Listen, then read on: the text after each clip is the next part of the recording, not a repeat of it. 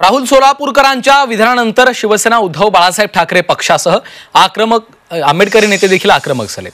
माफी मागा अन्यथा राज्यात फिरू देणार नाही असा इशाराच आरपीआय खरात गटाचे नेते सचिन खरात यांनी दिलाय। तर सोलापूरकरांना अटक करा अशी मागणी ऑल इंडिया पॅन्थर सेनेचे अध्यक्ष दीपक केदार यांनीही केली आहे। तर सोलापूरकरांना अद्दल घडवणाऱ्यांना 1 लाखांचं बक्षीस देणार अशी घोषणा देखील शिवसेना ठाकरे पक्षाचे उपनेते शरद कोळी यांनी केली आहे।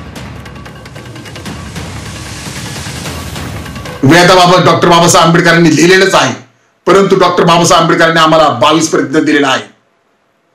रिपब्लिकन पार्टी आपल्या खरात पक्षातर्फे महाराष्ट्र राज्याचे माननीय मुख्यमंत्री देवेंद्र फडणवीस यांना मागणी करत आहे की याच्यावर तात्काळ कायदेशीर कारवाई करून याला अटक करा।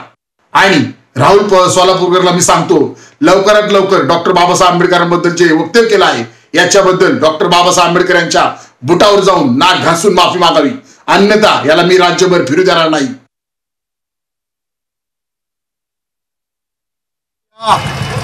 टकलू हैवानला अटक केली नाही तर आम्ही या ठिकाणी राहुल सोलापूरकरची जीभ जो छाटून आणेल त्याला 50 लाख रुपयाचं बक्षीस देऊ असं सुद्धा या ठिकाणी जाहीर करू।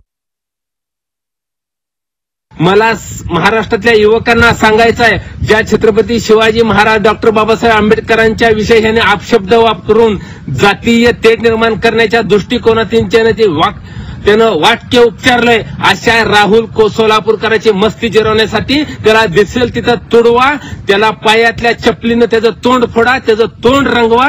जी पण कुणी त्याला पायातली चप्पल काढून मारेल अशा माझ्याकडून अशा व्यक्तीला 1 लाखाचं आज बक्षीस जाहीर करतोय।